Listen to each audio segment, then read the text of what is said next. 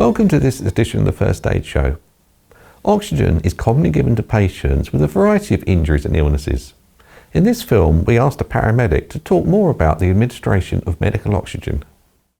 When we assess our patients, we always look at their oxygen saturations by putting a probe onto their finger or their ear or the toe, depending on their age.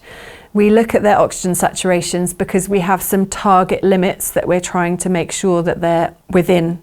So for somebody that might have normal lung conditions, they're a healthy adult, we're looking for those percentages on the machine to read above 96% up to 100%. They're the ideal saturations that we're looking for. If they fall below that for a normal adult, then we can supplement it by giving more oxygen because we want to make sure they've got enough oxygen going to their brain.